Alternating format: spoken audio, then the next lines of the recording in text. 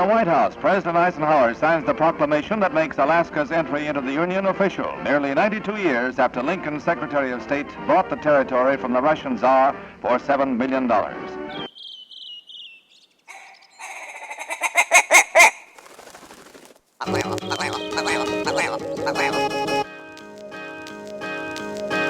Alaska Wild Project podcast is brought to you by the following sponsors. The Bait Shack, located on Ship Creek upstream of the bridge. Can't miss the bright red shack. They are the go-to fishing gear rental and guide service on Ship Creek. Tight lines and fish on. Come hook into the action with them. Hit them up at thebaitshackak.com. Lawn Pro AK, your year-round professional property maintenance company, providing services such as weekly lawn maintenance, driveway sweeping, snow and ice management, and tons more. Get your free estimate today at lawnproak.com. Anchortown Dogs, located at 4th Avenue across from the old 4th Avenue Theater. Look for the blue and gold umbrella. From reindeer dogs to bomb euros, they've got you covered.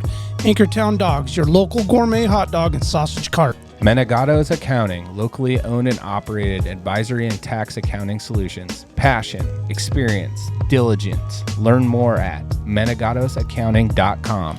Double Shovel Cider Company, located off Arctic and 58th. Handcrafted Alaskan-made cider. They also have a tap room downtown on the corner of 5th and E. Check them out at doubleshovelcider.com. Serrano's Mexican Grill, 2 locations, one on Tudor, one on Northern Lights. The Northern Lights location has their new tequila bar. Check it out. Also see their daily specials at serranosmexicangrill.com. AKO Farms, located in Sitka, Alaska, built from the ground up with concentrates as their single motivation. Find their products such as their sugar wax, full spectrum diamond sauce carts, and more at the Treehouse AK and other dispensaries around the state. Ask your local bud tender about AKO. TheTreehouseAK.com, located at 341 Boniface Parkway. Your all-in-one cannabis and CBD store. Ask the bud tender what the strain of the day is to get your 10% off. The Treehouse, where the culture lives. Marijuana has intoxicating effects and may be habit-forming and addictive. Marijuana impairs concentration, coordination, and judgment. Do not operate a vehicle or machinery under the influence. There are health risks associated with consumption of marijuana. For the use of only by adults 21 and older. Keep out of the reach of children, and marijuana should not be used by women who are pregnant or breastfeeding. Tailored Restoration 24-hour emergency home services, helping Alaskans restore their dreams since 1972. Services include fire, water, mold, post-emergency cleaning, repair, and remodeling. Give them a call in Anchorage, Eagle River, Matsu, or Fairbanks. Hit them up at tailoredrestorationalaska.com.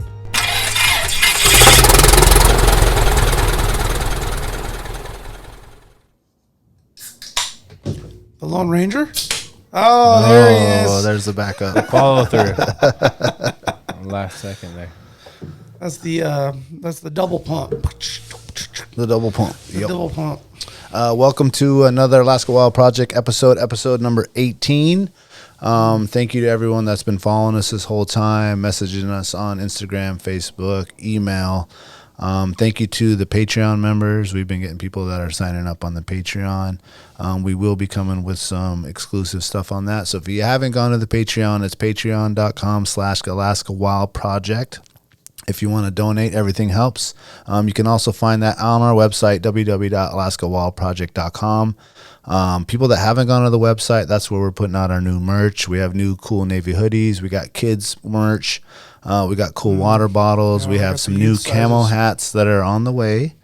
Any day now they should be getting here, huh? Yeah, they should be here any day, any sticker, anything. If you missed the Dudes Day or any event that we have, our merch and stuff like that, you can always go to alaskawildproject.com, check it out, and we'll ship it to wherever you're at, wherever in the world. I think the craziest place we sent something to was England. Nice. Mm-hmm. Yeah. The hoodie's on the way right now. Yeah, the women's hoodie in England. She won the name the no, it wasn't the name. It was Chef the weight. Markham's? Chef No, Markham's that Grill, wasn't the her. Puff That Daddy? was somebody else. That was Beads and Bunny for you guys. He got that? He got the hoodie. Yeah, I like him on Instagram, man. Yeah, he's a cool nice dude. guy. Yeah, he was down the Comments sea nice on just it. a couple days before I was this year. Yeah, Oh, sweet. yeah, he's a cool dude. But no, this one was the we did a giveaway with New Bear and Weight Living and Streamlight and new I said Newburn already. Bunch of out-of-state companies. We actually want to do another giveaway with some local companies, so be on the lookout for that. We were going to set something up cool, so we're going to give away. We'll be bringing it next time. We were a little caught off guard last minute. Invite on that. We'll come better with. It was just someone that set it up and asked if we wanted to get on board. Like, sure, we'll throw whatever. I remember the video. Yeah, it was. Yeah, we'll get better. We aren't selling glitter hoodies, just for the record. We can. I don't have anything against a little glitter, bro. Yeah, man. Glitter's cool, man. I was like, wow. Everybody else's videos are so sick. And we got the glitter There's a lot of glitter being streamed in the water, man. Hey, we got to be proud of some glitter. Hey, man, our manager, Rena, man, she came through and just, doing what she could. And it was last minute, but. Oh, wow. Hey, that's fast. You're one. What about Heather's Choice, baby? Heather's Choice, off, man. Heather's Choice, man. Now is the time, man. Load up, man. It is so time. Load up. Dude. Promo code is Alaska Wild. I mean, get after it. Now's the time. I actually went to REI the other day and there's none. Yeah, I'm gonna check their really? website and see. Yeah, check available. it right now and look because right now that's it. It's 15% off, dude. Like that stuff gets expensive, Well, we announced a month ago her stock got reloaded. It just got lambasted by the locals because everybody like us was waiting for them. Yeah. Everybody was waiting for it. So, so over the past couple weekends, dude, we've been getting busy, dude. I've been out. I think I've rafted every single weekend in June. I walked the Russian. I camped at Trail River. I camped at Quartz Creek. I camped at Russian River. It's just been like every weekend. You guys were hard last weekend, dude. Yeah, last weekend we did the trail. We camped at Trail River. Yep. Crazy bear experience came into the place. Dude, that little brown bear was such an asshole. Man, it was just a young juvenile, like unafraid of anything, man. Just like very dangerous. There's so many kids around. It would just come all time in the day, in the morning, at night, just going, and you'd hear, like you were sitting at the campground and you could hear where he was as people are like yelling at it and pots and pans. Camp over here, camp over there. Our camp across around the corner. I want to say we heard that someone actually shot off a gun 3 different times. Wow. Mm-hmm. And the camp host came and told us, well, every time that there's a gunshot that goes off in the camp, obviously you're not supposed to be shooting there, that they got to report it. And so he reported it to Fish and Game, and Fish and Game could not come because there was another nuisance bear that was being more nuisance at a different campground that they had to deal with. He didn't give us any details on where it was or whatever. Basically, the gist of it was when they're done dealing with that bear, they'll come to Trail River and deal with that bear. So, I mean, that's a huge campground, dude. There's 90 sites. Yeah. And so there was a lot of families that were disturbed with that. I know we definitely were. I got woke up at 5:30 in the morning with this bear pretty much on 5 feet from the tent. Mm-hmm. My kids are sleeping in the tent. Yeah. And you were one of 4 parties that experienced that proximity from that little brown bear. Yeah. I got out. I yelled at it. Didn't care at all. At 6:30 in the morning. It seemed like every day, too. Yep. That little bastard. Yep. He was unafraid. Man. He was just a young juvenile that grew up probably right around there, and that's all he knows is trash eating. Yeah. We didn't have any trash out, but he's we cooked that night. We were so good about that. We cooked that night, and the cast iron is still outside. Right. And it just came and just was checking stuff out and was not listening, and he's Joe Peters sprayed the bear. Several others sprayed the bear. One person or 2 people that shot by the bear. The campground host sprayed the bear next to my camp as the bear ran through my camp, and I chased him down the hill behind camp down to the river. So, and he had been sprayed for the second time. Yeah, how did he react when he got sprayed? He was just bolting, and I happened to be pulling back up to my camp as he came ripping off the road through the woods, 20-yard section, and then into my camp. And then he saw me. I mean, I'm assuming he was irritated from the spray, but I started barking at him the second I saw him. So he angled a kind of parallel and then went behind my camp and then down to the river. And I was barking at him and almost chasing him, but he was already on his way. But I was just yelling at him as he was going because this bear was really starting to piss me off. I was like, man, I got these little kids running around. We all got little kids running around. Yeah. And honestly, I don't think he was really going to harm any humans.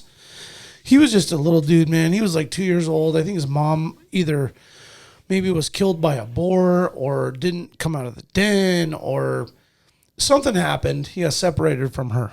Whatever that was, he was not ready to be separated. I don't think he knew how to find food on his own. And the easy way was to come into, pork, steak chops, and ribeyes, and everything else that we were cooking. That even like simple cup of noodles that you put in the beer and the beer thing, like they're gonna sniff it out. And for the record, man, we were all. I mean, there was like 30 of us camping this weekend, and every single person packed all their coolers, food, totes, and everything in their campers or trucks.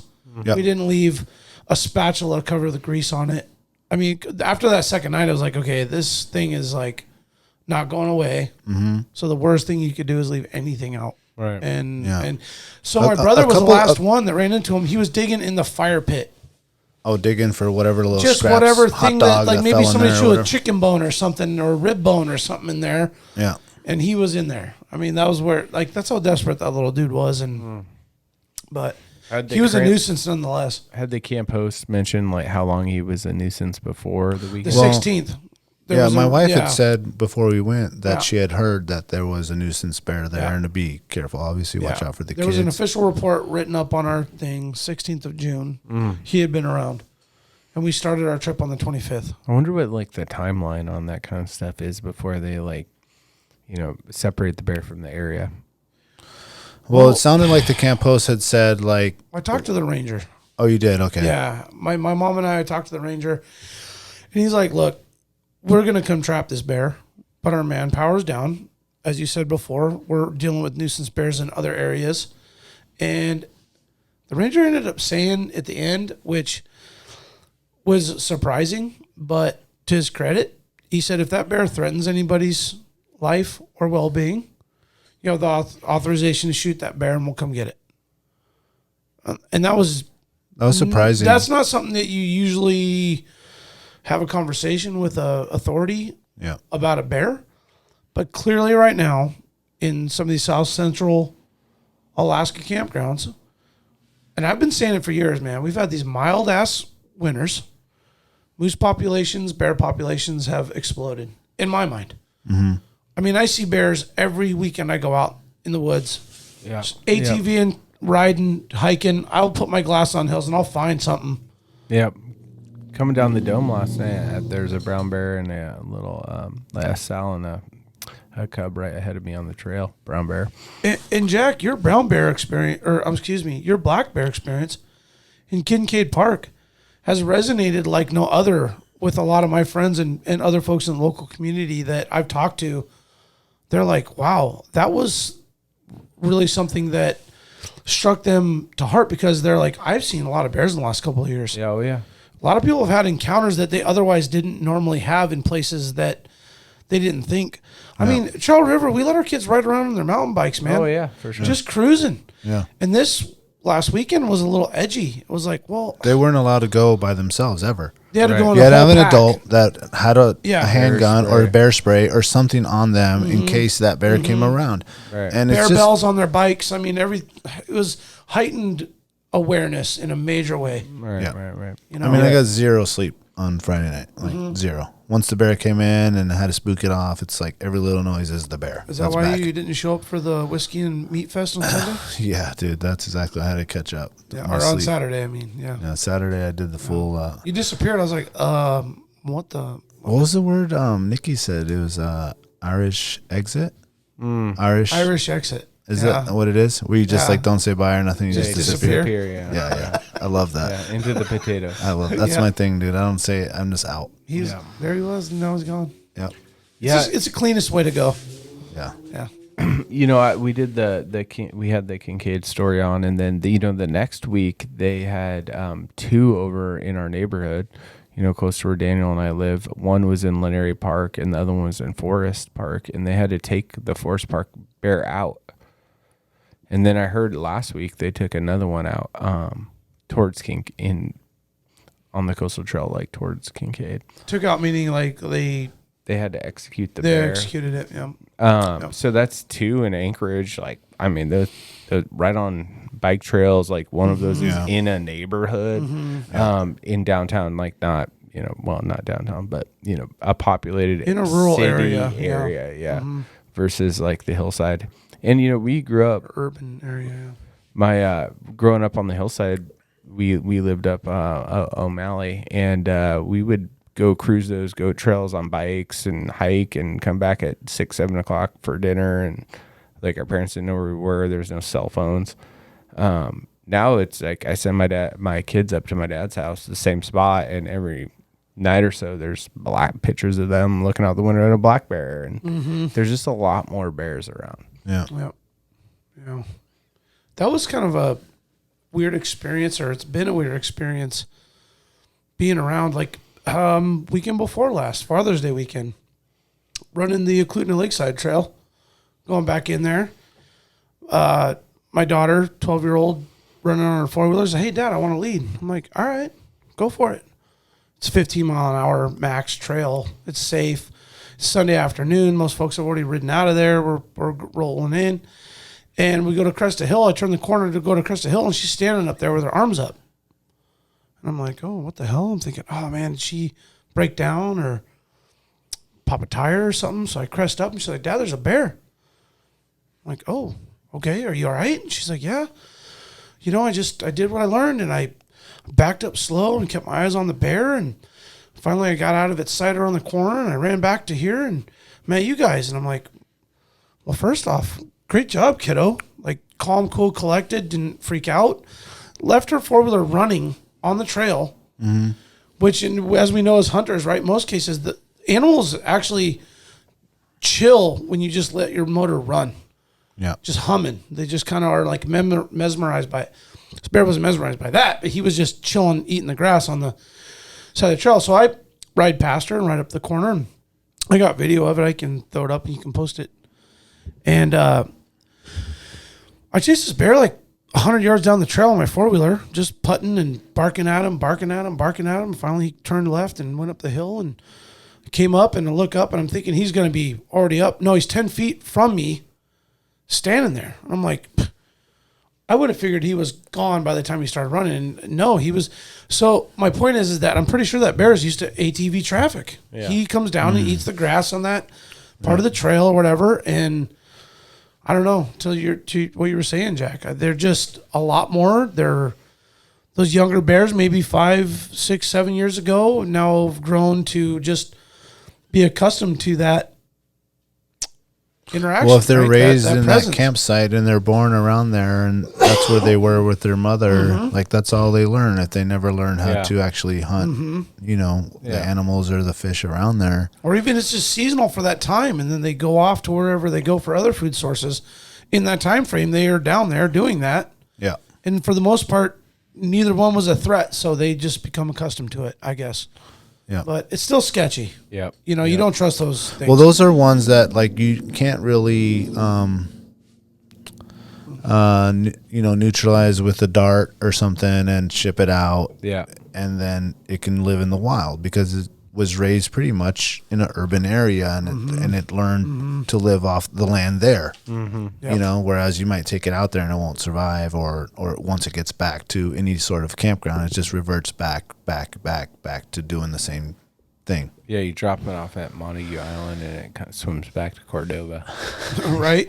Yeah. Yeah. To get in somebody's trash? Yeah, pretty much. There has been some pretty crazy incidents, though. You had that hiker that fought off the bears there on Pioneer last week, or, across from the Butte in Matsu. But more significantly, I hadn't heard about, I think everyone's had that fear that you're sleeping in your tent and a bear kind of just attacks your tent, and like, I just hadn't ever heard of that. And then you heard about that one on Ski Lac with the brown bears and the kayakers. And it seems like there's more. Is there more people out doing cool shit, or is there just more bears? Oh, there's definitely more people out doing stuff. I mean, the traffic. I'd say so. Dude, on the Kenai is insane, dude. Insane.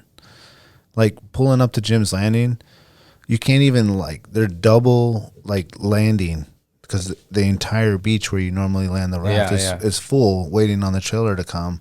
So you have to like attach yourself to another. There's like the dudes that are there obviously know that no one else can come in, so they're gonna grab your boat because it's super deep right there. Yeah, and just like and pull you in there, pull you in and tie you to another boat so that you could go boat to boat to get to the land. Yeah, it was crazy, dude.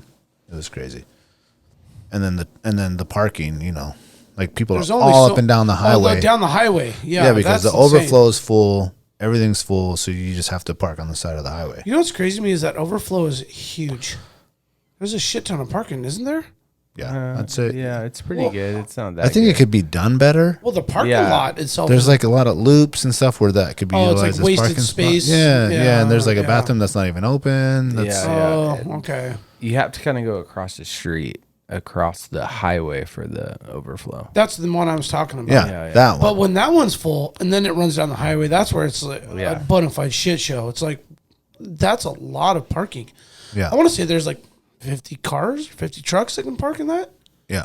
And we couldn't even like launch because on the Saturday we just started at Sportsman and you couldn't even launch because there's no room to launch.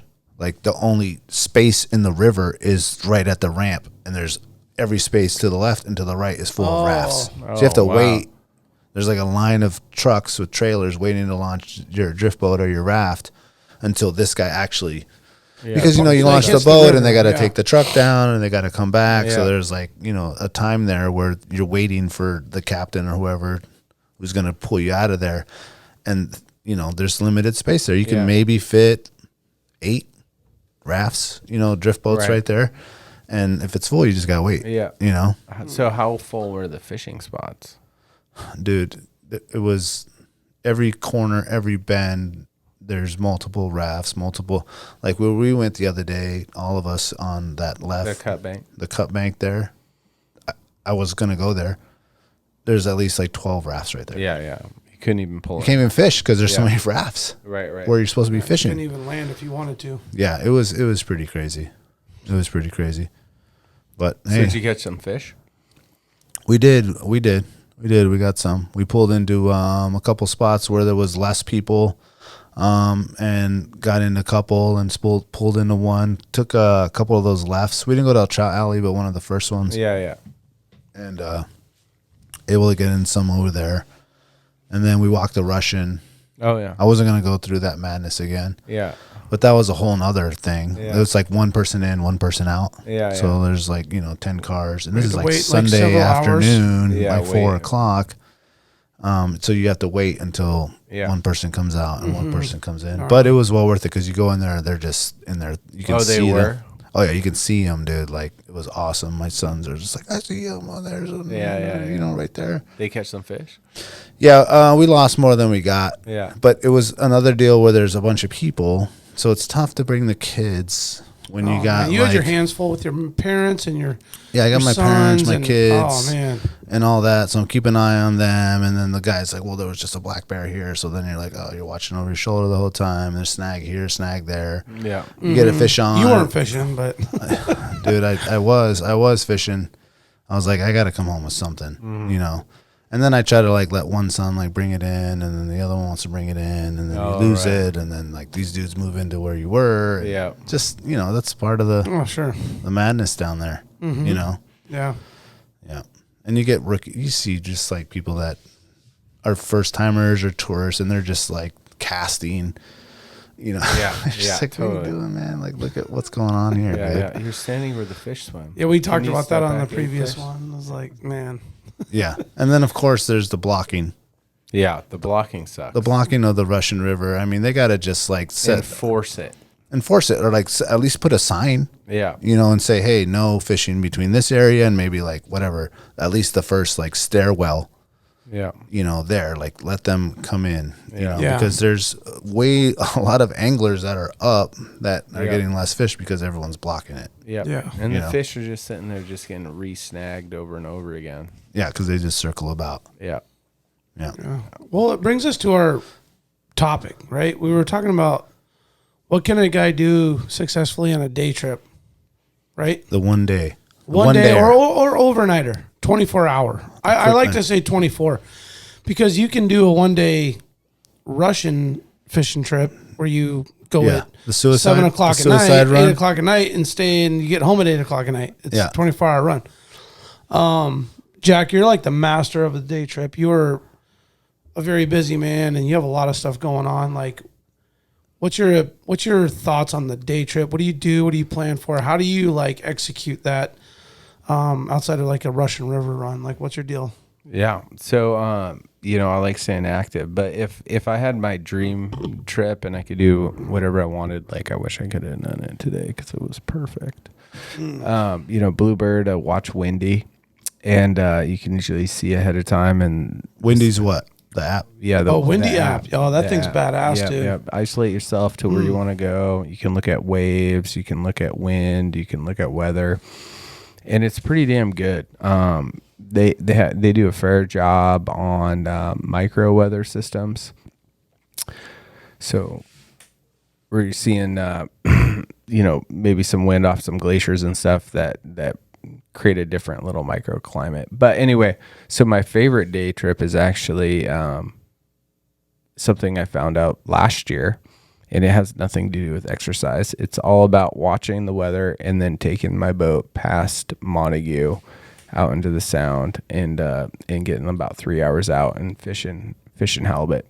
But if I'm not doing that, my favorite day trips are usually something in the mountains. So, like this front range of the Chugach is pretty cool.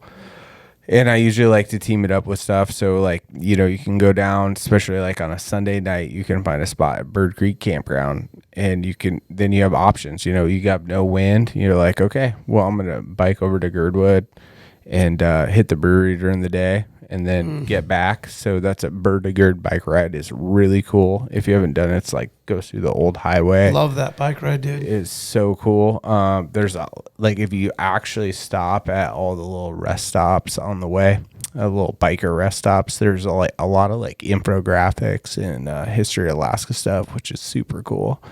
And then if you like want to really get it, like you get there to the hotel and you can go climb up the North Base, come down.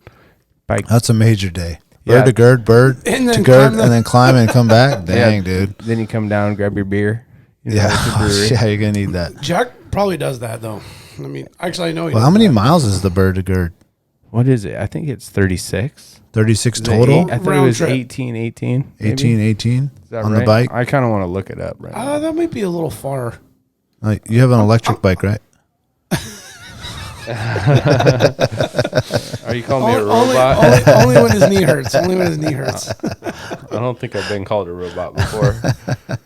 Let's see. I don't think it's that far. I've done it a couple times, and I want to Bird, say. you're already there, dude. It's got to be like 12. I was thinking like 7 He's or 8 looking it miles. up real quick. 7 or 8 miles one way. He's looking it up. 'Cause I But mean, that's a if you're on good that's a Bird good Point, call you to look go to the across, brewery there and have some beers and then Yeah. come Yeah. back and 12 each way to Girdwood. Was it So- 12? Damn, Yeah. it is 12 miles. Yeah, Oh, so it's shit. a little bit further if you It's not go bad. if you go up. Yeah. So because you never stop Well, it's at uphill. Girdwood, It's right? uphill from. well, the Bird. brewery's not too far. Like uphill. you either stop at the brewery No, I mean or the from- bake shop. I mean, you know? from Yeah, Bird, yeah. Or if not it's both. uphill. Coming back from Girdwood, it's more downhill. Yeah. Oh, okay, gotcha. So people know. Yeah. The wind's always coming at you. Like it's Oh, not yeah, that's pushing you true. the other way. No. So that's a cool one. And then if you don't want to do that, you go up Bird Ridge. Bird Ridge is dope. But what's cool about something like that is like, your Sunday night, like you're like, it's summertime. My kids don't need to go camp. Like I'm just gonna take them down and go camping. No one's gonna be in that campground, and you get something cool out of it. Yeah, that's Yeah. true. Well, keeping in the same like area, I was going to bring up a cool day trip that we've done several times, and it's actually a really good spot if you're trying to learn how to raft. Is that Portage Creek? You pretty much would go to like you get off on Portage, like you're gonna go to Whittier, and you go to the lake there, right where they have like the visitor center, and you can launch your stand-up paddleboard, your raft, Single your man, you just bought a Costco. single man or Yeah. a bigger one. I've took the Yep. family out on that one, and that's like anyone that ever asked me like, well, where should I go? Where should I learn? What's easy Yep. and quick? Like that's one that's just like really short, right before the bridge or right before the tunnel into Whittier, right to the highway. You do got to have the 2 cars so you can launch Yep. there at the lake. And then, or you don't even have to launch at the lake. There's actually a couple little pull outs on the way in there that you can pull out there or stop there on the way. And it's not a very long trip. I mean, maybe an hour or two. Yeah, 2 hours maybe. 2 hours, depending if you're stopping. It's pretty easy going. There's not like any rapids. No, there's some fun like rock gardens at the beginning. Yeah, but nothing crazy. No, you know? super fun. And it's just one of those, you can do that really quick in the day and go down there and just launch it up. If you got a brand new, SUP or a brand new, what's the word? The packraft. Yeah, you know, the that you want to test out or something like that. Or even a kayak, whatever, they got at Costco these days. And just take it down there and you want to test it out and launch it, but you don't want to go all the way to wherever, Kenai or something like that, or you're new. That's a really, really good one to just go there, start it. Nice day, and at the highway, and you could still hit Girdwood up for some of their amenities and all that stuff. And that's a really, really, really good one. And I've gone camping there too. Like, there's some really nice campgrounds in that Portage area. They're so nice, dude. Yeah, there's about 2 or 3 different little campgrounds that you could go there if you're not trying to go all the way to South Central deep or up north really far. Like, if you want to just go for a quick Tuesday night campsite, you're more than likely going to find a spot there. And if you want to hit the lake, and then I see people actually on the lake as well, taking their kayaks out there back into there into the glacier. And this is a trip that you can also do in the winter time. I see people out there before it snows go skating, which is really, really cool to go ice skating out there. Or you take your bike. I've seen people that go out there with their bike and go back in there. I took the twins out on my fat tire bike 2 winters ago. It was super awesome. You just got to watch, like, if it's too late in the spring, it starts calving. Okay, to get up there. Don't do that. Yeah. But that's something that's really close in the winter and in the summertime. And there's a lot of actually snowshoeing and things like that people go do out there. A lot of good viewing of animals. I mean, there's some goats and stuff up there and things if you're looking for critters up in the mountains. That's a quick. There's a couple cool little glacier hikes on that road too that are really short, like up on the right side, headed up to Portage Lake on the right. I forget what you're right. Is it Snookum, maybe? That sounds pretty familiar. Yeah, we can look it up real quick. Somebody can write us in. But yeah, I think there's 2 different ones on the right going in. That nice little trails. Yeah. That aren't too difficult, fun, like real scenic.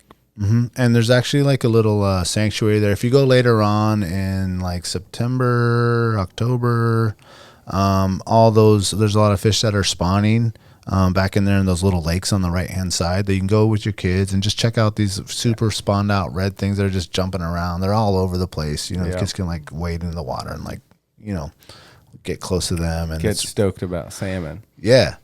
I mean, you're not allowed to fish or anything, but it's just a cool area to view the salmon. And there's some places where you got little bridges and little archways and stuff like that, and you can go watch them. And there's a lot of good info. Just bring your bear spray. Yeah. Always. So in that same area, one thing I've always wondered about is, so you're walk down from Turnagain Arm from Anchorage to Portage. So you have like Potters, you got Rainbow, you got Falls Creek, got Windy in there. You hit Indian Valley. There's some trails. Then Indian Valley, and then you get Bird. There's Bird Ridge, and then you have no trails from there to Portage on the left side. And that's half the distance. Why aren't there more forest trails? There's so many cool like little ridges and mountains to hike in there, or are there trails I'm just not aware of? There are. I just don't think they're named. No, I know of them. Oh, you know of some of them that are in there? Yeah, are they named? Yeah, Vietnam. Where's that one? It's straight up the mountain. You ever hiked in Vietnam? Oh, yeah. You're just hiking game trails? Most of it, yeah. Most of us haven't, and there's a reason why. It's just dedicated You go like a mile and a half in, you're like, yeah, I'm about done with that. But that's how the rest of it Yeah. would be, right? If there wasn't like an established trail in, and so it's been curious to me is like How why far you we wanna haven't go, you know? established trails. Yeah, no, that's a in good there. point. That's a good point. I mean, those would be used. There's really, it seems like at least like that peak that's on the northwest side of or northeast side of 20 Mile. Yeah, like Blueberry Hill, Isn't Blueberry Hill in Girdwood? just past Right. south. But So you're saying past that? and so like right when you're going into like the driving down the road, you know, you're right next to the cliffs, and then you're opening up to 20 Mile drainage. Yeah. Right on your left there. Is there a trail up that one? Before 20 Mile? Just right. That's before. Blueberry. Is it? That's Blueberry. Is it? And there's a trail up that Yeah, but it's Vietnam. no bueno. No bueno. No I mean, I'm sure some crazy bastards that go do it, but I've played around back in there, and you don't bring your kids to that one. I mean, I've gone spring, middle, summer, and fall, Yeah. and I'm not to say it's terrible. I just feel like it's not fun. I'm good with it. I was out looking for critters and doing my thing, but I'm not going back. If that says anything, Yeah. you know, I'm not. Well, gonna, so there's some work to be done there. Yeah, they're not like established trails. No, and I think it just changes once you get past Girdwood, 20 Mile, that whole valley. I guess it's, you know. I just feel like they do such a good job. I mean, we can name all the trails on this front side of, you know, the Well, front. that's all Muni, right? I mean, that's all this is Chugach too. True. So it's just interesting that stretch doesn't have anything, because then Yeah. you And get it changes further once in you and you have pass. Portage Pass. You have those Snookum, whatever that one's called, and there's a Snookum is couple just more. past that. Yeah. And then as you go up Turnagain Pass, there's some nice little like hobbit hole trails that are definitely those are managed by the badass. Forest Yep. Service that go down into Ingram Creek, and then you get to the top and you have Turnagain Pass trails. So and then you got Johnson Pass right after that, and so it's just really interesting that one stretch doesn't have any like Forest Service managed trails, and it's like there's so much I wonder cool if that's stuff to some go play in. like some native land or something there. They don't let them. No, it's not. It's not right. No. It gets more wild south of Girdwood. Yeah. Yeah, it's untouched, unmarked. Yeah. I mean, are there trails? Sure. Yeah. Are they really shitty and nasty and brushy? And Absolutely. from a level of 1 to 5, are they like 4 or 5? Absolutely. And most of them have avalanche danger clear up into mid-June. So, I mean, there's a lot of times where the best hiking into some of these trails before it gets green and brushy is then, but there's, you know, you're climbing into drainages that have avalanche Yeah. slots and everything coming down to where you want, you know, when you get to end of June, early July, mid-July, where you want to get in there, they're just so brushy you can't even get in there. Right. So that's my thought on those areas, which if I could just kind of recap on the whole Portage, Girdwood Valley, we talked about day trips. I love the Winter Creek Trail. I'm sure a lot of people have traveled it. You get on all trails. It's heavily documented, the whole 9. I did an overnighter last year. I did a quick Saturday run. I drove out there in the morning. I hiked up, spent the night up at Berry Pass, and came back down. And I was like, this is one of the most phenomenal backpacking one-day overnight trips anybody could ever do that I'm sure a lot of people do. I saw one other couple up there the next morning. But if you're just trying to test out a backpack, a tent, Some boots, boots. I mean, it was everything you ever needed. I mean, I did a full cramp off up there. I cramped out. I had to stop. Like you cramped up? I cramped up. Yeah. I mean, I hydrated. I hadn't hiked in about 3 weeks, and so I was just kind of like jumping off the couch and right from hunting, and just jumped out there and thought I was just the exact same shape, and quickly found out that I'm almost 40 and my legs seized. But I saw guys do a full mountain bike all the way in there, and I thought they're out of their fucking minds. I couldn't believe that they mountain biked to where I was hiking jumped off and carried them, and then jumped back on them and go. did all the insane highest level mountain biking shit that dudes do. I was like, yeah, that ain't me. But it was fun. I just thought I would like to share that if you just wanted to test some stuff out or go spend the night and, take the old lady up for one last minute in the fall or something, it's just a really, really wonderful hike, and it does test your mettle too. So Nice. Nice. But right in that same area, I mean, you can get on Crow Pass. Oh, yeah. and I've never even done that, which is That's not nice. a day trip. That's Yeah, Well, you could do a it. day trip for okay. sure. I know, but most guys, you go in there at least a night and then finish off. I know. Well, Depends on your they do level. that in Kasugi too, but I spend 2 nights. Yeah, well, I think Kasugi's a little different. You're hiking ridges and stuff. I mean, you hike up that one pass and then it's downhill from there. Mm-hmm. But I mean, it's still 22 miles, so you got to put it in. That's a good point. But I mean, Pizza Man tastes way better when you do it in one day. Oh, man, I bet. That's a long, that's. You've done that in a day, Jack? Yeah. Man, that must start at like 5 Natalia a.m. did it in a day. Wow.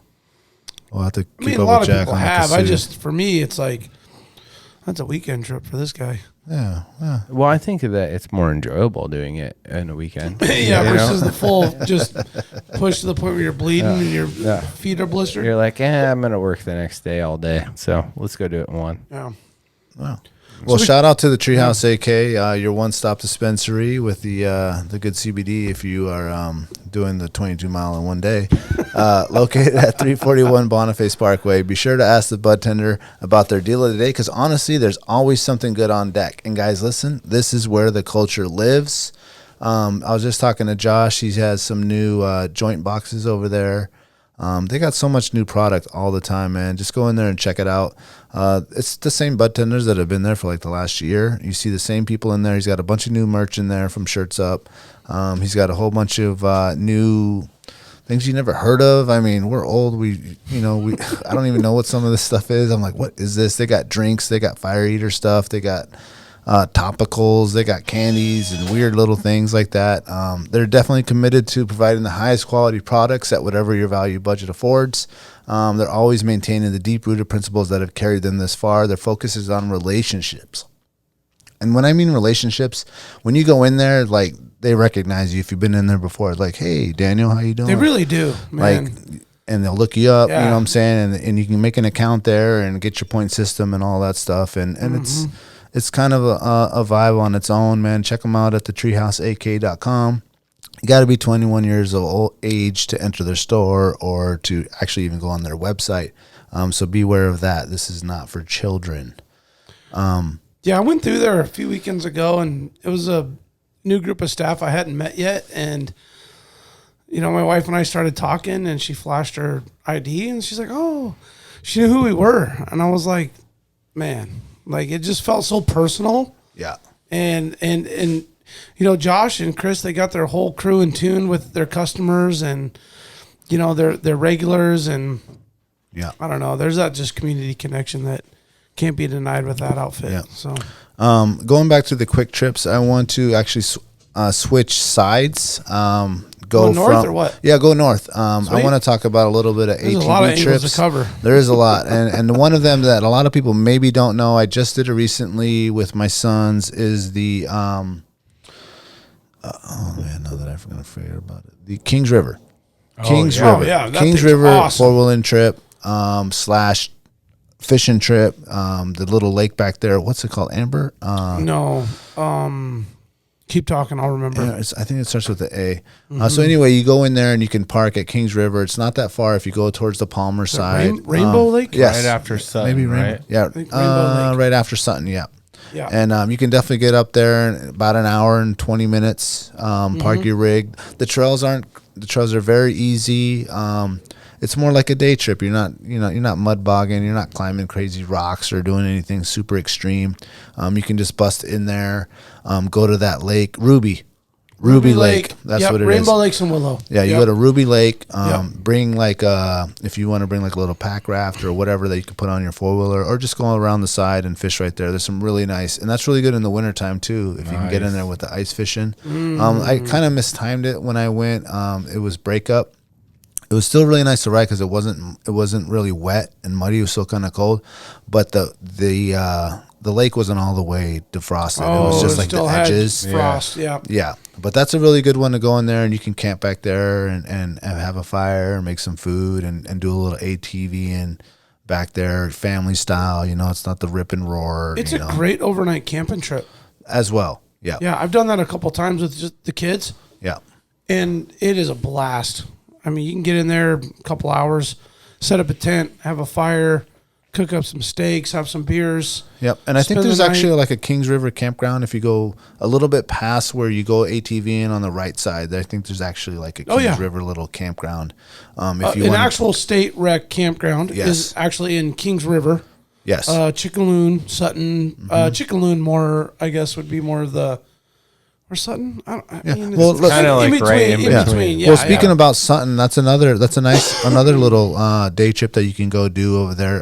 You go into Sutton and you take a left right there where that little strip mall. It used to be a little strip mall. Now it's like a little grocery store. Jonesville Road. You go up there. There's a nice little parking lot. And you can go in there and just day trip in there and go ride. If you have enough time, you can go all the way to the falls, Eska Falls. Eska Falls? Okay, yep. Eska Falls.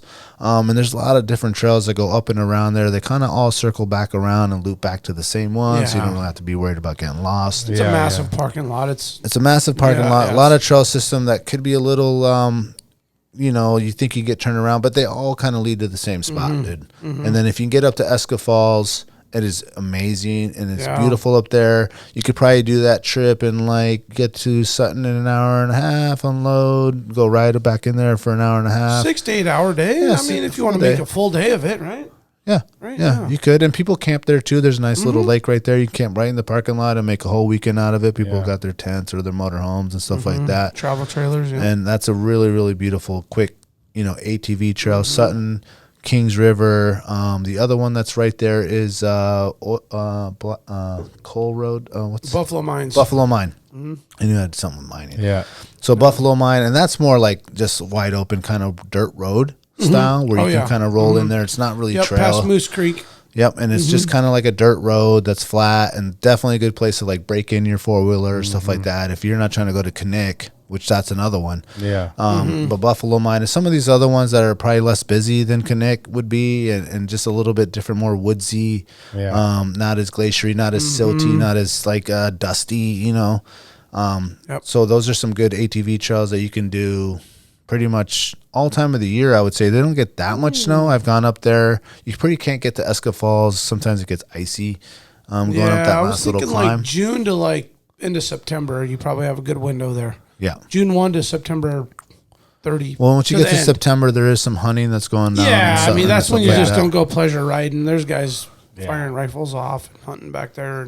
Yeah, but that's another up north quick day trip that maybe people haven't done with their ATVs or your side-by-sides, or they can even ride your dirt bikes and stuff like that. Yeah. Actually, I think I saw someone actually riding their bike, their fat tire bike up there. Oh, really? Yeah, just getting up after it. Yeah, you definitely could. I mean, there's little muddy spots you can get around and all that stuff, but definitely on the Buffalo Mine, you can. That's a long run up there. I think it's 13-mile road up in there one way. Yeah, but be aware that there's a lot of private property up there, so just can't pull off wherever. Obviously, it's signs and all that stuff like that. But definitely a lot of good adventuring that you could do. Up that way. Yeah. Could a guy do a Eureka run in a day? Man, that's... My wife and I are discussing that, and I'm like, man, honey, I think that'd be a long day. It is long. You can go to the top of Monument and be home, 8, 10 o'clock at night, but you're not hanging out too long. Yeah, you're right in there, have lunch, and turn around and come back. Yeah. Leave Anchorage early though, 7. Yeah. What you could really do, if you're going to do that, you can go to the Matsu Glacier there. Yeah. That's definitely one that you can go that's do. A really cool trip. And then go across that little bridge down there and go check that out. It's a little town over there. That's definitely a day, driving trip. You can walk around, take pictures and stuff like that. That one's really, really cool. If you that one you could definitely do on the day trip. I think Eureka might want maybe one day to really get the most out of it. Spend the night, hike up that monument, which is really, really cool. Yeah. Not monument. Monument. Monument. You can ride up. That was Gun Sight. Oh yeah, gun sight. Gun sight. Oh, Yeah. that's a whole different deal. Yeah, gun sight. Gun sight, which is right before Eureka. Yeah, And that's yeah, one that yeah. you can hike up in there and walk up to the top. And definitely there's a lot of wildlife and stuff out there. I wondered if you could just ride up, unload at the Eureka camp or the Eureka parking lot and ride in for the day and come back out. But you'd be home, could. I mean, you'd be it's- home late. It's 2 hours. Yeah, It's 2 hours to you Eureka. can do it. You get up at 6, be there by 8, unload it by 9. You can ride out and be. We've done it before. We've Yeah. gone up to Eureka and come back in the day, but In the it's day? a long day. Okay. Like you're leaving at 5 or 6 in the morning, and you're getting That's back what I'm 8. thinking. You know, you're hitting the Taco Bell on the way back. Yeah. Is it Like- Wendy's now, though, I thought? It's a Wendy's now, bro. They switched it to The Wendy's. one in the Palmer? Yeah. in the Cars parking lot. No. No, like Palmer on the highway on the Palmer way out on Taco the left. Bell. Yeah, no, they did. The Tesoro. Taco Bell is now like a bigger Taco Bell, and it's in the Cars parking lot on the right. Oh, but where the old Taco Bell was now is a Wendy's. Right, which Yes. was very disappointing until I realized that Taco Bell moved, because I only get Taco Bell a few times a year, but it's usually coming back from a hard day in that area. And I think we got like 40 tacos. Yeah, one we time did. back. We did. Crush Yeah. those tacos, dude. Yeah. We'll take 2 Yeah. family packs. You're good for a dozen solo. We limited it out on Boo. We're taking all your tacos. Don't short us on the sass. Yeah. The fire and the hot. Yeah, they did move it though, and it is Wendy's there. I was very interesting. surprised one year. Yeah, it's funny about the day trip. You know, when you talk about that, like South Central day trip, Yeah. it's like you can go pretty deep in a day. Like I went and plucked a couple caribou with boots a few years back, and we left at like 4:30 in the morning and got home at like 1:30 in the morning. Yeah. And it was like, You can do it.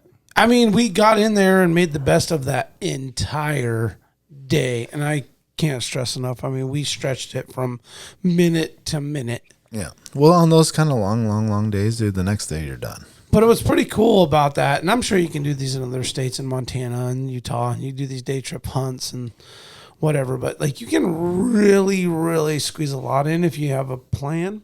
You know where you're going. You target the area, the launch, the unloading, the trailhead, whatever it is. Yeah. You know exactly how long it gets in there. Yeah. You know exactly how long it's going to be to get up to here, there, or harvest that, and then come back. And it's pretty amazing what you can actually accomplish in a 18 to 24 hour period. Mm-hmm.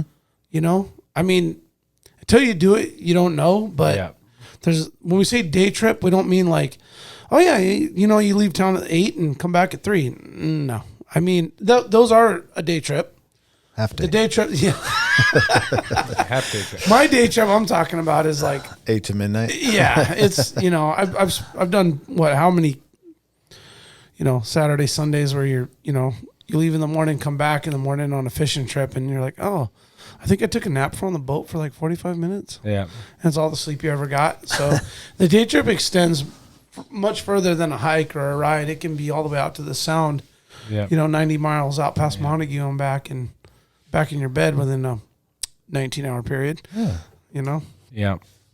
So some of these like quick trips that I like to do that I really didn't get thinking about until after we got rocking are these like 1 hour, 1 day mountain bike rides. And there's so many cool ones. So, I mean, Lost Lake is a hiking, running trail, but I've biked that before and it is so fun. It's a 1 day trip. You're back in Anchorage. So that's a 16-mile one. That's vertical. A lot of vert. Yeah. There's 2 spots that have to click out for sure.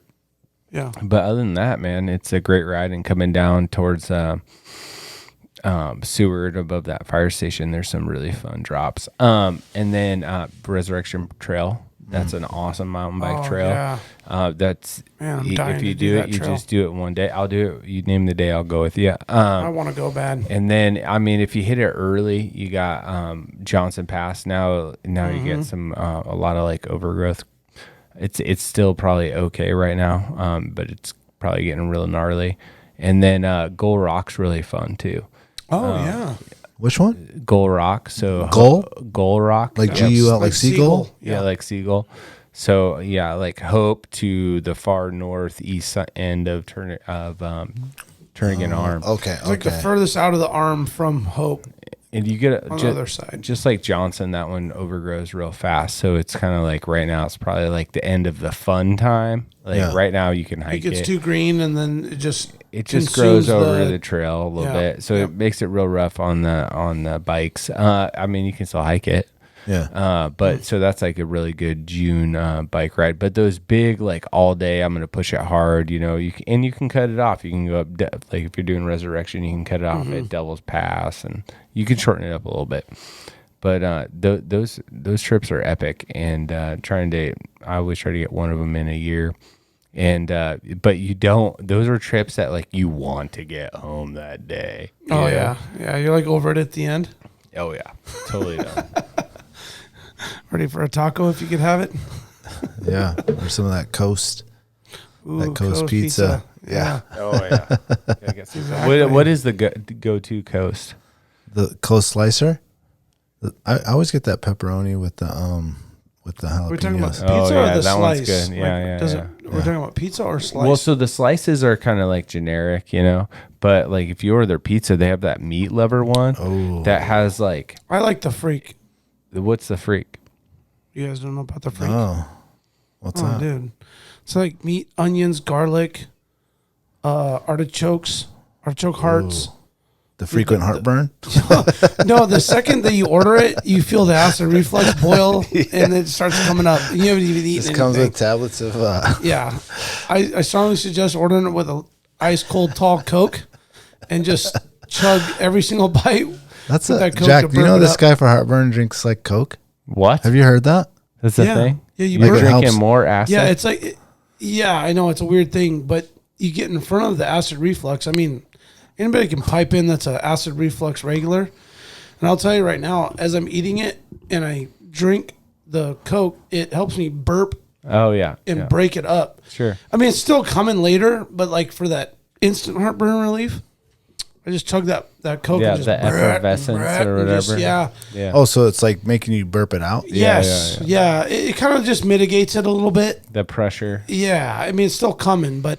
I think the Coke is making it worse, and if you use like seltzer water, it'd probably be better. My mom suggested that strongly. What? Yeah. Did you use seltzer water? Seltzer water, yeah. Even with like... you know what my dad said is a little bit of baking soda in water. I was going to say the same thing. Yeah. A base, yeah. That makes sense. Yeah, so it's the same concept of the seltzer without the aspirin. With the Alka-Seltzer. I want to get... I'm sorry. I was going to say Alka-Seltzer is another one that I'll drink. Yeah. After I've had like a bunch of Pizza Hut pizza or something. Dude, I haven't had an Alka-Seltzer. That's like old CJ carries that shit around, man. Really? Like, the only time I have it is like a bad morning on the Volcana, and you're just like woken up and you're like, why don't I buy this? I'm telling you, you're right. He did give me he's like, you need some of this. Dude, he was already prepped in the water bottle. I do the extra strength Alka-Seltzer with 4 ibuprofens. Whoa. At 6 a.m. Go back to bed and wake up at 9. Brand new man. Really? Ready to go. Meat fest, more beers. Bring it on. 3 more days. Wow. So what is it? 2 Alka-Seltzer and 4 Advil? That's it. Damn. Every morning. And a Coke?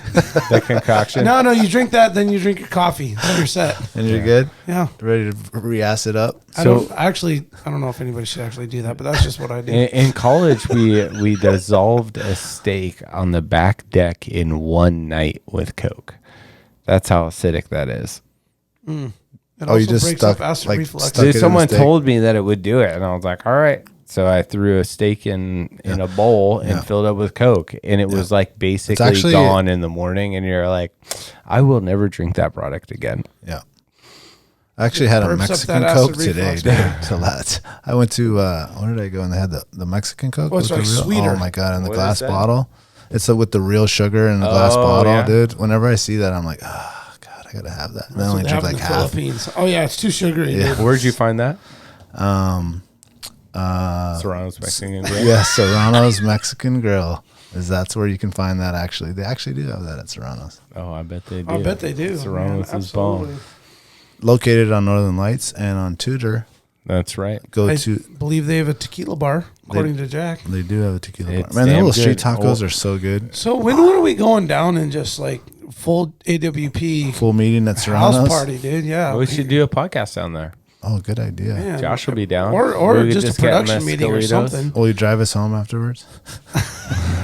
I'm going to need an Uber, dude. Let's get the Serrano's I'll take the food Uber. van. Yeah. Josh will jump on the mic, so we'll be Ubering. Yeah, we throw down those Cadillac margaritas, man. Count me out. Here's my keys. Yeah, dude. I like the Mescalitas and then those like shrimp tacos, the shrimp street tacos. They're so good. the shrimp Does one? he do Dude, they're I haven't had that one. unbelievable. does he do a carne asada taco? Oh yeah, course, oh dude. yeah, it's so good. The adobada. Oh man, the carnitas one. Oh, I can just. Carnitas are bomb. Oh my goodness. He the does real a good deal. job, dude. Even And then does he has like those the specials. like the South. Like I went with Cisco one time, and he got like the Southwest like egg roll. Oh, like yeah, something yeah. you wouldn't normally like. Oh, just steak dude. rolled up burrito. Oh, it's like type- a fusion.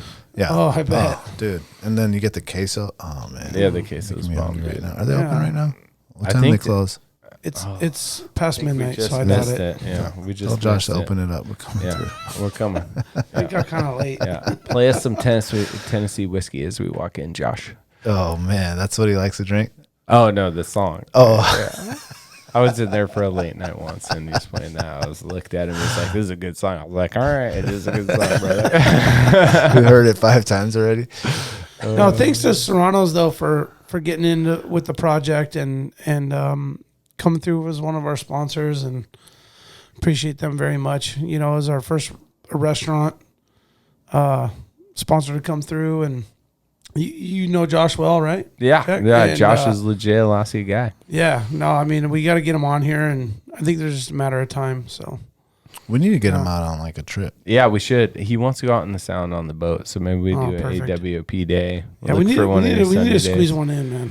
Yeah, have him bring a Midweek, bunch just of run food it. ready to go. Yeah. Or like the sauces and stuff, so when we catch something, Yeah, we can maybe- just do it up. Maybe we can bring this equipment and then Oh, do some yeah. gear reviews when we're out there. That'd be fun.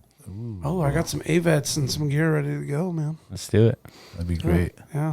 What's some other little quick trips? Any other ones that we wanted to Day just trips, bust out real man. quick? Yeah. Well, I mentioned earlier the black bear running I had last weekend with the family. 4th of July. Is coming up. Father's Day, we went out to Eklutna Lakeside Trail, local favorite spot we love. ATV opens at midnight on Sunday, runs through Wednesday. The access trail is very finicky, right? It's got mountain biking and running that's available Thursday through Saturday, and then it's got the trails open to everybody, including ATVs, not to include dirt bikes, ATVs and UTVs, Sunday to Wednesday. And we'd love to load up, get out there, and go for a ride and get the side-by-side out. And if your kids are just learning how to ride four-wheelers, it's a great opportunity for them to get behind the handlebars and get some throttle thumb. We don't know what that is, you know. Little ones want to ride all day, and then they get behind a four-wheeler, jump on a four-wheeler for 15, 20 minutes, and they're like, Daddy, My thumb hurts. my thumb hurts. Yeah, and you're like, yeah, well, that's Then you sit throttle them thumb. behind you, and the next thing you know, they're just like, They're just their passed neck out. just passed out, just neck going side to side. But no, we've executed a couple of really awesome day trips on Mother's Day and Father's Day. Actually, we planned out, and we took the side by side. We took a cook kit and lunch, and went back into the campground back there. And I brought a little bundle of firewood, and I mean, we left at 9 o'clock in the morning. We were home by 4 o'clock. So that's to me like the ultimate kids family day trip. You know. Yeah, And- kind of along with that is maybe that Eklutna Lake where you go for like just to the lake to have a picnic or something. Is Oh, that- that's what I'm talking about. Did I say Eureka? I said Eklutna, right? oh, I thought you said something else. No, I said Eklutna Lakeside Okay. Trail. That's Okay, what I'm yeah, talking yeah. about. Okay, Yeah. but it's not only like ATV. You can just go Oh, with no, your I said- car and walk, and there's an Oh, ice yeah. cream store out there, and or you can have a bike. picnic, or you can actually Great bring point. a Great point. kayak and go out onto the little Eklutna Oh, yeah, Lake there's right more there. than that. I was talking about just the ride, but you're right. I'm sorry. There is kayaking, mountain biking. There's that whole other opening. I was more or less pertaining to that opening where you can actually take an ATV. Yeah, A lot of people go back there and like, oh, I can actually bring my four-wheeler out here. There's a time frame for that. But Yes. there's rentals for kayaks. There's rentals for mountain bikes. There's the day trip. There, hot sunny day, you can go to the day parking and run down there. Your kids can jump in their knees and waist high in the lake and play around in the silt. I mean, it's just a fun, yeah. cheap, burn barely any gas day trip out of town. I personally prefer that ride, where we ride in. We go down to the glacier, turn the corner. There's goats and sheep and black bears, and you can stop and hike in a couple more miles, go up in there and come back and ride out. And it's just a really awesome, cool, close recreational activity. Wide range of almost everything Alaska you can do right there in that spot. So close. And it's crowded, but it's not. I mean, it's wide open enough. The hikers and mountain bikers are the first couple of miles. Then you get about 5 miles in the trail, and it's pretty much all ATVs and the hardcore mountain bikers from there. Oh, okay. But the views, man, that's the thing. You go out there with a pair of binoculars, you're going to see moose, sheep, goats, bears. Everything. Caribou calls? Caribou calls for days. 35 miles out of town, if that. You know? Yeah, that's So great. cool. You can't beat that. Yeah, so the other one that I like a lot that I forgot to mention that is for the pack rafters is really fun. And so a little bit like a step up above Portage, but on your Winter Creek Trail is you walk up Winter Creek and then go across the hand tram. Oh, yeah. Right there at the hand tram, you drop on down. the other side. You drop down there, and then you can pack raft out there to the bridge. And then you go get like Chair 5 pizza, or you keep going, and then you get great, Coast Jack. Pizza. And that is a really fun trip for kind of like after you've done your first pack rafting trip and, watch weather and water levels and stuff. But it's a pretty cool trip. That's a great point. See, that's like stuff I've never done. And I'm not going to sit here on this podcast and tell all the listeners like, hey, I've done every single day trip possible. Yeah. I've pack rafted, hiked, ridden, mountain biked, skied, snowboard, and snowshoed every single thing and ocean fit. I mean, dude, there's a lot of things I haven't done. There's like 100 lifetimes worth of adventures locally. Yeah. Have I deep sea fished in a day? Yes. Mountain biked in a day? Yes. ATV'd in a day, hiked, all those things, that day trip that we keep emphasizing. But I mean, there's so many other things. Oh, yeah. So cool. You can it's endless possibilities, and we're just touching the surface on this conversation, but we're still lifelong. All three of us are lifelong Alaskans here, and there's still things we haven't done, guys. Oh, tons. So, I mean, I wanted to bring up another one that maybe if you can't get that active, or you got some elderly people with you, even like a drive up to Arctic Valley. Yep. Great call, really, Daniel. really cool. Absolutely, man. If you drive up that road, that is military property, but you can go all the way up to the top to where the ski resort up there is, and that's really good blueberry picking come blueberry season, and you can hike up those mountains. Yeah. You can hike up to where the ski resort is, and I think I wonder if they have that open, like to ride up there.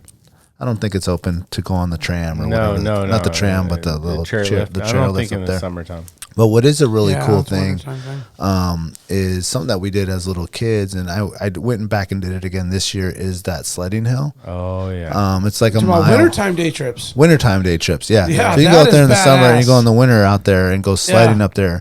And you can get off the road up there. There's like a little sign, and basically there's a trail that you go down. You got to bring two people because someone's going to have to drive the car back to where you end. So either mom will go with the boys or I'll go with the boys. Yeah. And you go down this trail, and it's just like a mile-long ripping. sledding hill, dude. And sometimes it's really ripping and icy, Yeah. and sometimes it's just like so bumpy and slow. After a good snowfall. It just depends. Just depends on when you go. But the last time I went, man, I only saw like 2 other families, and it was like a perfect time to go. Really? Yeah, I was Oh, surprised that's that I didn't awesome. see people doing it. I mean, that was huge when Caught we it were at a little. good time. Yeah. Yeah, so that Arctic Valley one is really great if you're just like got visitors from out of state. They're not really equipped to go do this stuff, but they want to go check the view of Anchorage and go up there and drive up there. And it's and up there also is the beginning of the trail that goes from Arctic Valley to Flat Top? Indian. Is it Indian? Yeah. What's that called? Oh, I can't think of the name of that. Tangy just cross-country skied that this year. I forget what it's called. Yeah. That's a little bit, I think that's maybe you want to spend the night one night. They did it in a day on cross-country skis. Oh, Yeah, okay. they killed Cross-country it, skiing. Yeah. Day trip. Yeah. But, you know. I love those day trips. I'm not sure how it is in the summer. I've never done that. How about the inner tube deal? You tram up and then you run right. the inner tubes down? Yeah. Have you guys yeah. done that? No, I haven't haven't. done that. Oh, my God. really Have you done it? Yeah. We did it as like an after-season hockey party for my daughter's hockey team. Yeah. And then I was doing it for about 2 hours, and we're rolling and rolling and rolling. I'm having a good time. I notice the parents keep funneling over into the building. I'm like, I'll go check that out. Oh, they're serving freaking Alaskan Ambers. I'm like, oh. And double shovel. I think they did. They do. They did. Double You know what? shovel They did have that there. Yeah. Candace's husband was drinking shovels. You're right. They were. And I was like, oh, okay. So you can come over here and get a basket of chicken strips and a cider or a beer. And Anchorage Ski, or is it Anchorage Ski Club? They own it. I think that's it. And they do a good job operating. I was They blown got that away. license. I was like, this has been up here this whole time? Yeah. I think it just got up and operating over the last year or two. But shout out to Luke Clement and all those guys that set that up. It was awesome. Oh, okay. Is that who that is? That was a lot of fun, man. Yeah, that's like just a super quick, fun one as well. That's a day trip right there, all day long. Yeah, that's a nice one. There's another one when you go to Eagle River, the North Eagle River exit, and you go up Highland, and you go way back, like go all the way in there, and like the very end. No, it's not that bad. I mean, that to drive, you go in there in the valley. You go back into the valley, in Highland. Basically, the mountains that are on the right side of the new Seward Highway. You can pretty much hike back up in there. There's some beautiful houses, but there is some public lands back there, and I can't think of what the name of that trail is. But you can go as far or short as you want, and it's pretty easy, like to just go back in there, and that's really cool. It's like, man, when I go back in there, I feel like it's almost like Eureka-y. There's like not a lot of like trees. You're Alpine. You're up there on the Alpine, and it's really nice and really close. I mean, Highland's right there, dude. It's like 20 minutes away.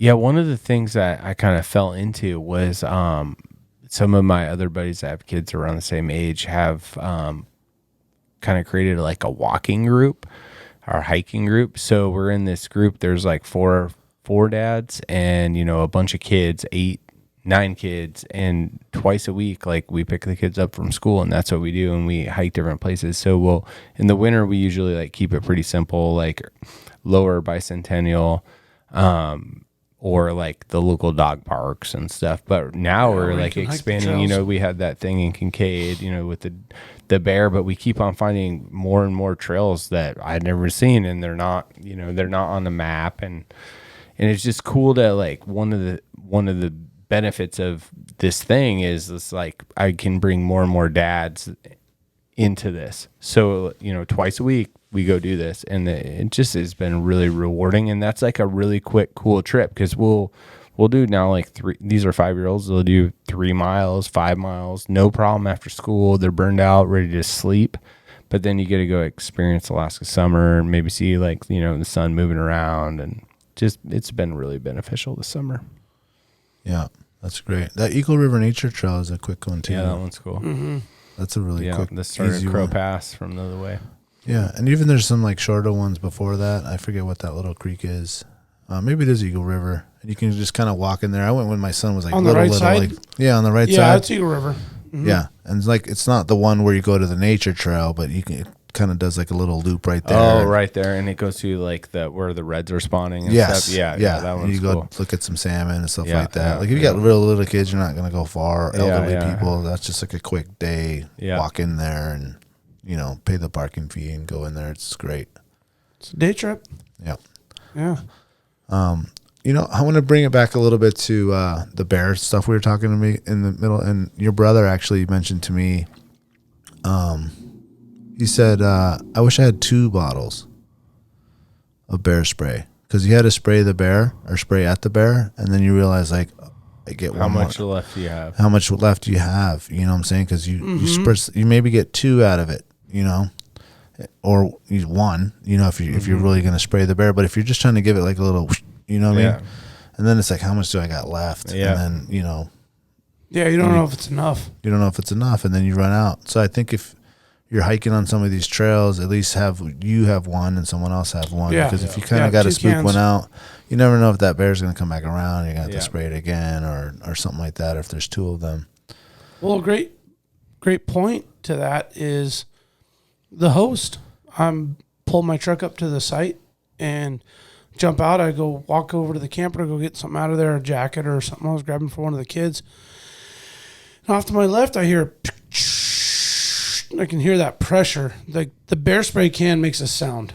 It's like high pressure. Fire extinguisher. And when I think about that sound and pressure it makes in that little can, I'm kind of assuming it just is like all coming out. Yeah. If anybody's ever sprayed a fire extinguisher, it doesn't last very long. No. Yeah. It's meant for a one-time use, right? It's like the like size of 8 that seconds or double something. shovel beer can. I mean, there ain't nothing in there. Right. And the bear does its thing, and I'm barking at it. Da, da, da, da. And I turn and I see the host coming down off the road through a little game trail down to my camp. He turns the corner, and his eyes are just on fire. The camp host guy? The fucking wind just blew right back in his eyes. right, dude. Yeah. Watch He was like, God damn it. I've seen this bear 20 times. And he got a little close and I got excited and I whipped out that spray and I sprayed and I didn't even think about the wind. And he just, I mean, literally it went like 10 feet, turned and was like, and it was breezing that morning. So I was like, oh man, I'm sorry. Brought him in, dumped over my 5-gallon water jug, took a bowl of water. I happened to have a clean bowl on the table, and I just was feeding him water. It's like, Yeah. And anyway, I felt bad for him. So I mean, be careful when you. Yeah. Well, that was one of the warnings I gave to Mateo because I had him walking around with the spray. Honestly, I would strongly suggest if you're going to go out with a group, a family, buy 3 cans. It's extremely expensive to do that. Not really. They got them at 2 at Costco. Okay, buy 3. Take one in the backyard, try it out, see how far it sprays, get an idea for the whole situation. You take one, wife, partner, boyfriend, girlfriend, son, daughter, whoever takes one, and hey, this is what it does. That's great. And then you don't do it until you need to. Yeah, but you should definitely do it once so you know, because it's not far. Yes. I mean, they got to be close. Like 15 feet. Oh, if that, man. If that, like any maximum. little breeze or anything. Yeah. Even at 15 feet, it's like barely anything's going to touch the bear at that point. Yeah. It doesn't take a lot for it to get in its nose or eyes to make it pissed off or get out of there.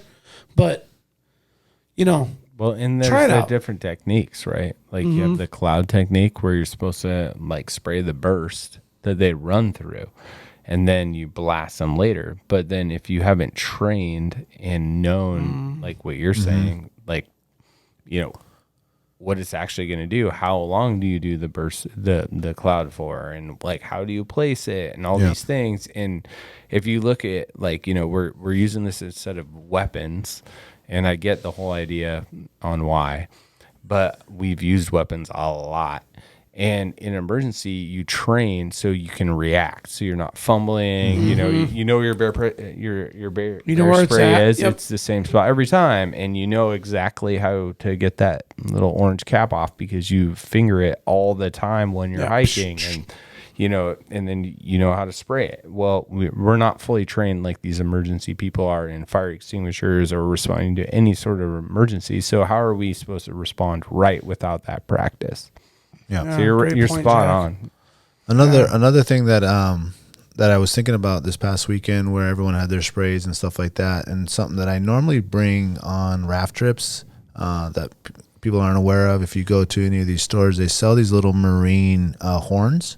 Yeah. It's like maybe half the size of the spray of the bear spray. Yeah, it's like little 5 or 6 ounce. Little 5 or 6 ounce, and you hit that thing, dude. It's the loudest horn. It's like a train horn almost. It's a marine horn, for like safety. But that right there is just gonna be like, and like use that first. You know what I'm saying? And if the bear comes back, then you got the spray. Yeah. And those are even smaller to carry around. That's something you can actually give a kid or something like that. Right. I didn't have one because I wasn't thinking about it. I need to go buy another one. I need to get some of those too. And some of those, because that's a really good way to just do a quick scare off. You don't want to kids won't accidentally spray themselves with it or whatever. Exactly. And then that's also a good warning. Let's say, hey, the kids are a little bit away, they're playing. You hear that thing, like you're coming running. There's a reason you're spraying. You're hitting that horn. Yeah. But so I typically use that towards it or not. I did. Yeah. Well, if it's your kid, you're gonna run over there. You should have seen this guy. I guess he ran like a 40-yard dash in like 4.2 seconds. Oh, nice. Yeah, He's man. blown out. I'm like, how do you even? No, do when that it comes on the down ground? to it, man, I did. Well, what happened was there was, a dog attacked another dog, and a bunch of people were screaming because a bigger dog, like, bit a little dog, and I thought it was a bear. I thought it was a bear. Like, the way people were screaming and the kids were screaming, I thought a bear, like, grabbed a kid, and I just, like, ran like I haven't ran Reacted. in high school. Right. Just reacted, you know what I'm saying? And was just, like, over there in, like, a second, like, thinking something's going down. But, yeah, I still got it here and there. Yeah, it was good to hear. I was like, you got it on still the got ice. a spurt. Yeah. Daniel's Yeah, on the got it ice. on the ice. He's fast on the Yeah, ice. I got to just skate up the mountain. Yeah, always to the left. Hey, I'm telling everyone my secret. Yeah. When we were kids, bear spray wasn't out yet.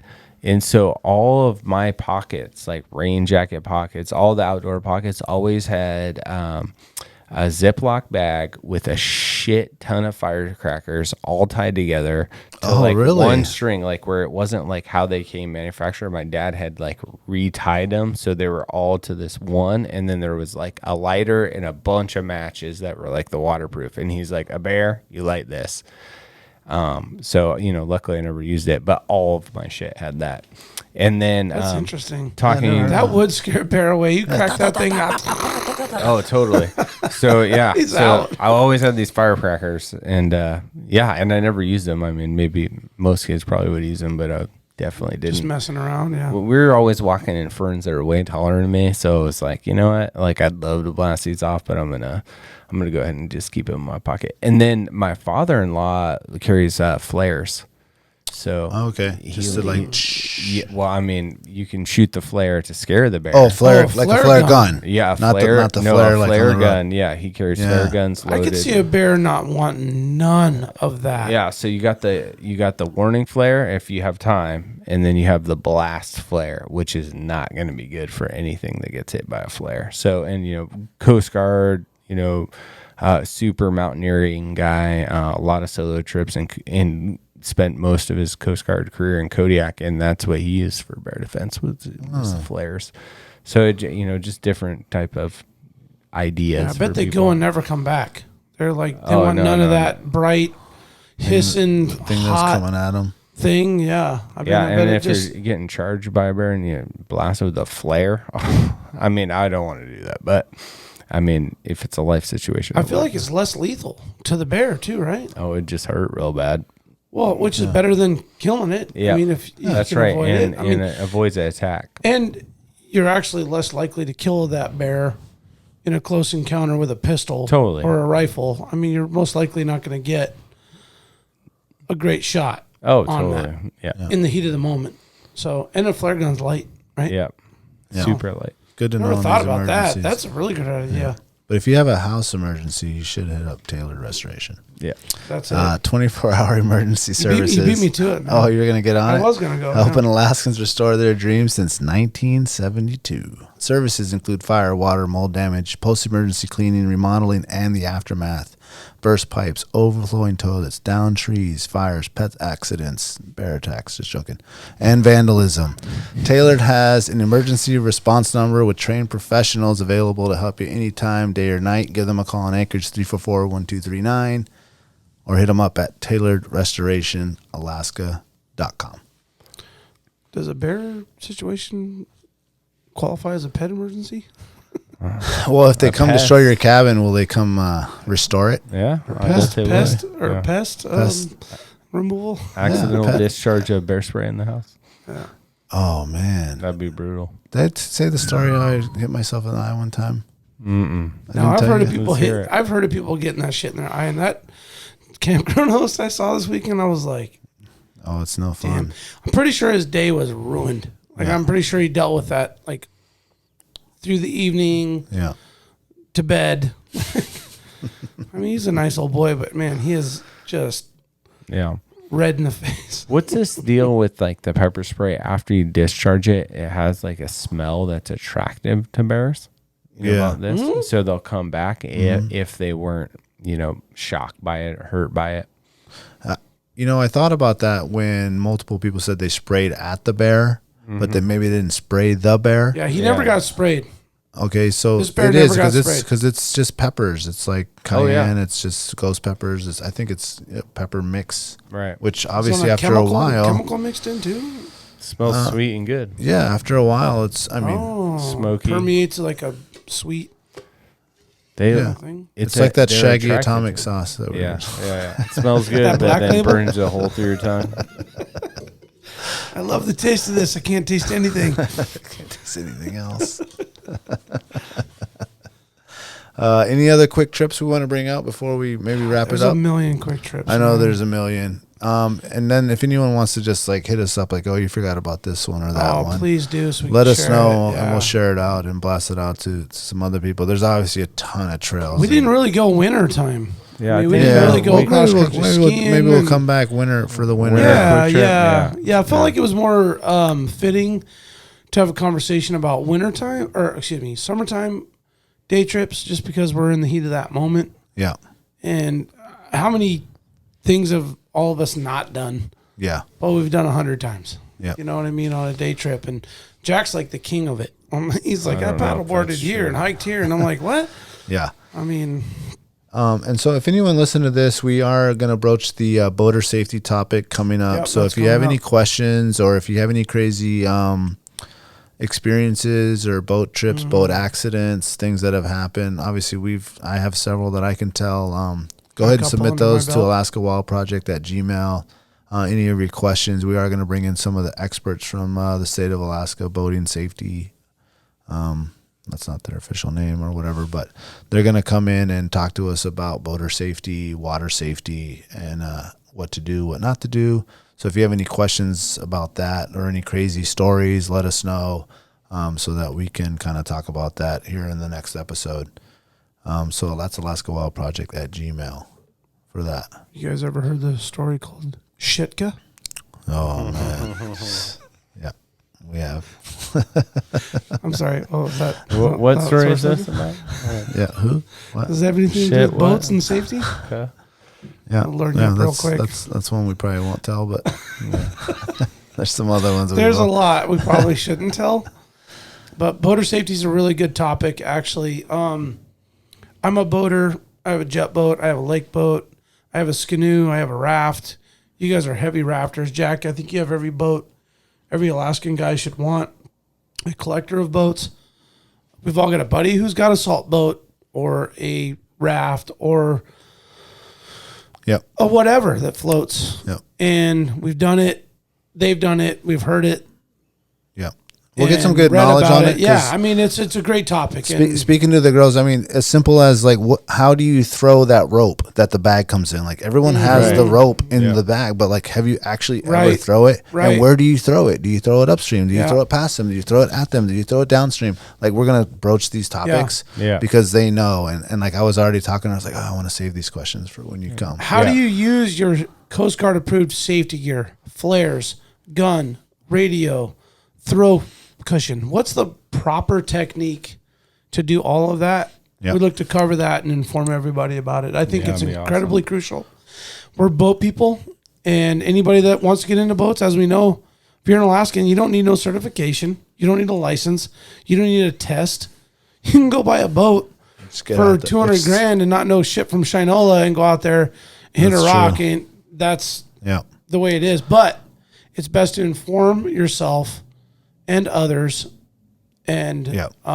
you know, we can maybe get people jump started on that, you know? Yeah, that'll be great. That'll be Yeah. great on the boat So- safety, and also with that was hypothermia, Oh, man, how dude, to all of it, dude. revive a hypothermic person. Maybe we can bring Tangy in with the skin to skin story. Oh yeah. Oh, we got a full nuts to butts situation going on? Full skin to skin. Patrick has a really good one where he went down and he's like a wilderness rescue expert. And he Oh, wow. went down in Portage a couple of weeks ago. Yeah. Bad weather, Ooh-wee. you know, that deep lake, it started ripping and yeah, he Oh, got wow. pushing those cliffs. It was really scary. And he's an advanced kayaker. Yeah, it could happen to Wow, anybody. that'd be, see, And here's the thing: like you could be the expert, but guess what? If you're the one that falls in, your spouse or whoever you're with needs to know. yeah. Yeah. You Yeah. know, so you can have all knowledge in the world, but if you're the one that the accident happens Yeah. to, In that cold water, sometimes you just can't get back in. You can't just always save yourself. yeah, you might have to try and save someone else. And I think it'd be best for you to educate them and be extra educated on how to take care of them and how to instruct them how to take care of you in case that happens. Yep. That's right. A lot of critical information there. That's right. So we're going to broach that topic. Any questions or whatever, hit us up. Thanks for listening. And the Patreon again is patreon.com/Alaska Wild Project. Heather's Choice promo code Alaska Wild. The website is alaskawildproject.com. If you want hoodies, shirts, a way to support us, support our sponsors. We appreciate everybody listening, and thank you. We'll get back to you next week. You remember my speaking to you of what I call your overcautiousness. Are you not overcautious when you assume that you cannot do what the enemy is constantly doing? The Alaska Wild Project podcast is brought to you by the following sponsors. The Bait Shack, located on Ship Creek upstream of the bridge. Can't miss the bright red shack. They are the go-to fishing gear rental and guide service on Ship Creek. Tight lines and fish on. Come hook into the action with them. Hit them up at thebaitshackak.com. Lawn Pro AK, your year-round professional property maintenance company, providing services such as weekly lawn maintenance, driveway sweeping, snow and ice management, and tons more. Get your free estimate today at lawnproak.com. Anchortown Dogs, located at 4th Avenue across from the old 4th Avenue Theater. Look for the blue and gold umbrella. From reindeer dogs to bomb euros, they've got you covered. Anchortown Dogs, your local gourmet hot dog and sausage cart. Menegato's Accounting, locally owned and operated advisory and tax accounting solutions. Passion, experience, diligence. Learn more at menegatosaccounting.com. Double Shovel Cider Company, located off Arctic and 58th. Handcrafted Alaskan-made cider. They also have a tap room downtown on the corner of 5th and E. Check them out at doubleshovelcider.com. Serrano's Mexican Grill, 2 locations, one on Tudor, one on Northern Lights. The Northern Lights location has their new tequila bar. Check it out. Also see their daily specials at serranosmexicangrill.com. AKO Farms, located in Sitka, Alaska, built from the ground up with concentrates as their single motivation. Find their products such as their sugar wax, full spectrum diamond sauce carts, and more at the Treehouse AK and other dispensaries around the state. Ask your local bud tender about AKO. TheTreehouseAK.com, located at 341 Boniface Parkway. Your all-in-one cannabis and CBD store. Ask the bud tender what the strain of the day is to get your 10% off. The Treehouse, where the culture lives. Marijuana has intoxicating effects and may be habit-forming and addictive. Marijuana impairs concentration, coordination, and judgment. Do not operate a vehicle or machinery under the influence. There are health risks associated with consumption of marijuana. For the use of only by adults 21 and older. Keep out of the reach of children, and marijuana should not be used by women who are pregnant or breastfeeding. Tailored Restoration 24-hour emergency home services, helping Alaskans restore their dreams since 1972. Services include fire, water, mold, post-emergency cleaning, repair, and remodeling. Give them a call in Anchorage, Eagle River, Matsu, or Fairbanks. Hit them up at tailoredrestorationalaska.com.